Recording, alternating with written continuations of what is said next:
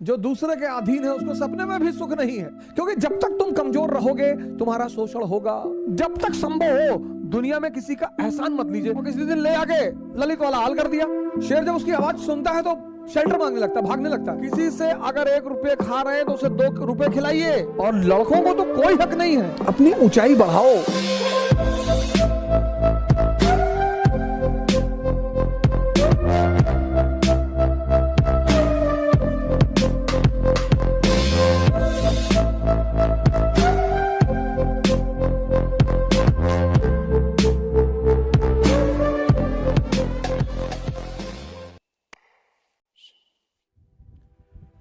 अब दुनिया में जब भी आप किसी के सहारे जीते हैं, किसी का मत खाइए सर। किसी से अगर 1 रुपये खा रहे हैं तो उसे 2 रुपए खिलाइए। और अगर नहीं खा सकते हैं तो किसी का खाइए भी मत। मिर्जापुर में ललित का हाल देखे ना, ऐसे ही हाल होता है जो दूसरों के सहारे जिंदा रहते हैं। ऐसा ही हाल होता है सर। अगर आप किसी पर 1 रुपया नहीं खर्चा कर सकते हैं तो उसका 1 रुपया अपने ऊपर खर्चा मत होने दीजिए। जब तक संभव हो दुनिया में किसी का एहसान मत लीजिए, नहीं तो कल आंख दिखाएगा तो आप गाली नहीं दे पाएंगे।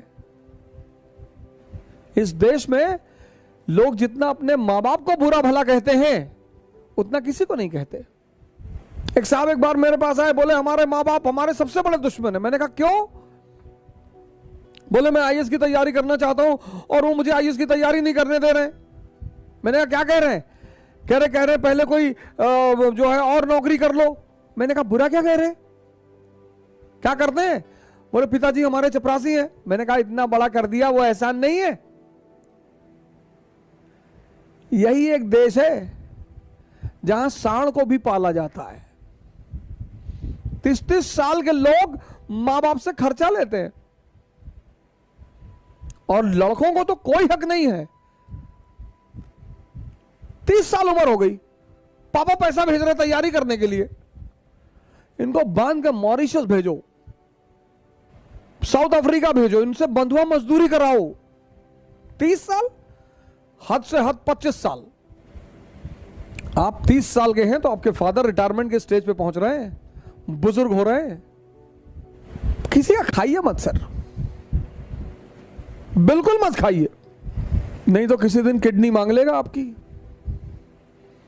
खिलाएगा पिलाएगा, जूता पहनाएगा नाइक का, रेडॉस का। या नेता लोग क्या कहते हैं, भाई है हमारा। नेता के साथ जो 2-4 लोग टहलते हैं, कभी नेताजी से पूछे कि नेताजी ये कौन है? अरे हमारे भाई की तरह है।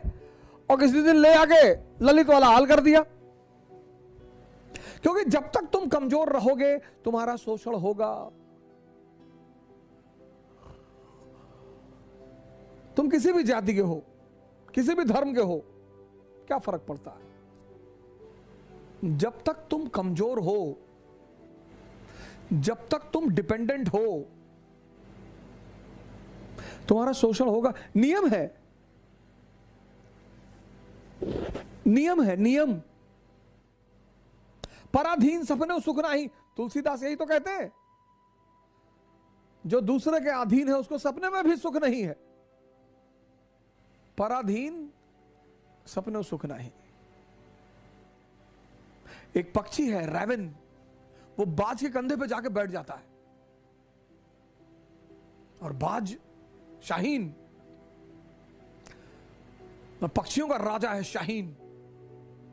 शेर के मुंह से गोश्त निकाल लेता है। शेर जब उसकी आवाज सुनता है तो शेल्टर मांगने लगता है, भागने लगता है। उसके कंधे पे जाके रैवन नाम का पक्षी बैठ जाता है। तो पता है बाज क्या करता है? अपनी उड़ान बढ़ाने लगता है, उड़ान। और जैसे जैसे उसकी ऊंचाई बढ़ती रहती है ऑक्सीजन लेवल कम हो जाता है। रैवन को भागना पड़ता है। अपनी ऊंचाई बढ़ाओ, इतनी बढ़ाओ कि जितने लोग तुम्हें दबाना चाहते हैं उनका दम घुटने लगे, वो खुद ही भाग जाएं। अपनी सारी ताकत अपने में लगाओ और अपनी ऊंचाई को इतना बढ़ाओ कि तुम्हारे जितने अगल बगल लोग भगवान के आशीर्वाद स्वरूप तुम्हारे पीछे पड़े हैं उनका दम घुटने लगे। जय हिंद।